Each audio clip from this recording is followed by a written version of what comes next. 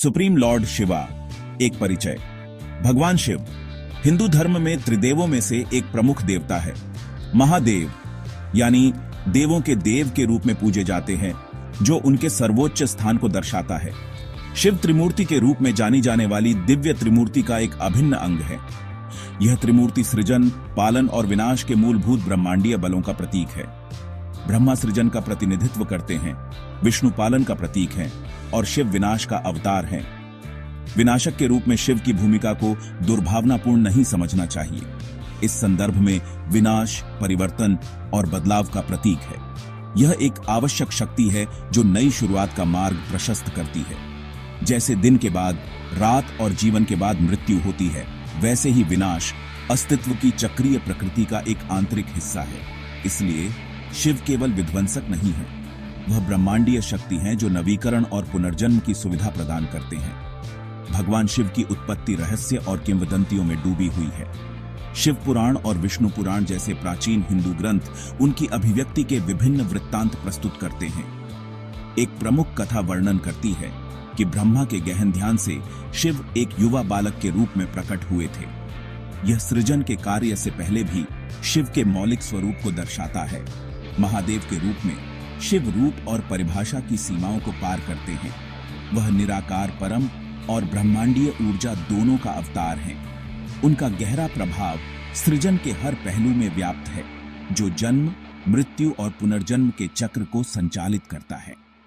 शिव को समझना स्वयं ब्रह्मांडीय चेतना की गहराई में एक यात्रा शुरू करना है। भगवान शिव की प्रतिमा विज्ञान प्रतीकवाद से परिपूर्ण है। प्रत्येक तत्व उनकी दिव्य प्रकृति और ब्रह्मांडीय भूमिका के एक पहलू का प्रतिनिधित्व करता है। उनका सबसे प्रमुख प्रतीक त्रिशूल अस्तित्व के तीन मूलभूत पहलुओं का प्रतीक है: सृजन, पालन और विनाश। तीनों शूल तीन गुणों सत्व, रज और तम का भी प्रतिनिधित्व करते हैं, जो प्रकृति के मूलभूत गुण हैं। डमरू, एक छोटा दो सिरों वाला ड्रम, शिव से जुड़ा एक और महत्वपूर्ण प्रतीक है। माना जाता है कि इसकी लयबद्ध धड़कन ने सृजन की मौलिक ध्वनि नाद का निर्माण किया था, जिससे ब्रह्मांड का उदय हुआ था।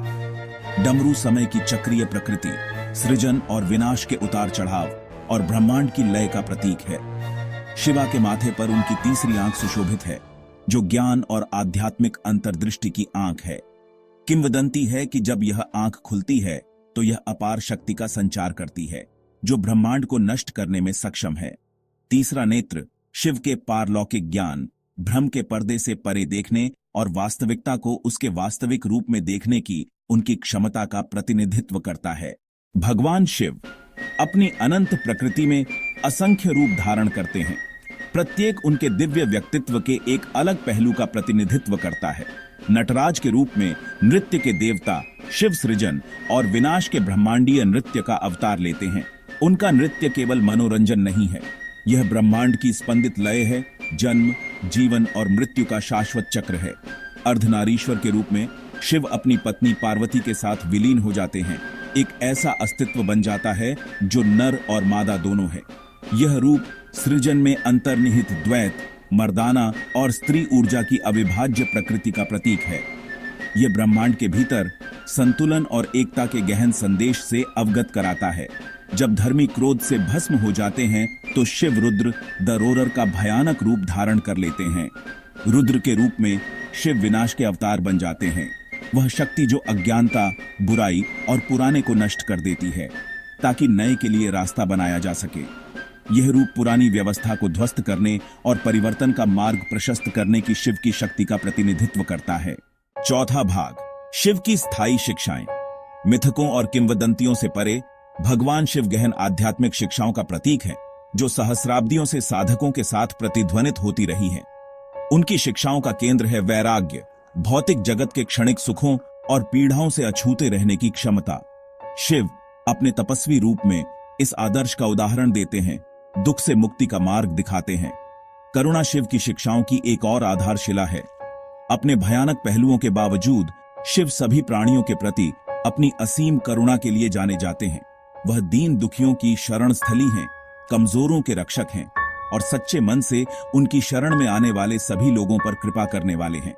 शिव की शिक्षाओं के अनुसार आत्म साक्षात्कार ईश्वरीय रूप में अपने वास्तविक स्वरूप का बोध साधना का अंतिम लक्ष्य है। ध्यान, योग और नैतिक आचरण के माध्यम से व्यक्ति माया के आवरण को भेद सकता है और उस दिव्य चेतना के साथ एकता प्राप्त कर सकता है जो सभी अस्तित्व में व्याप्त है।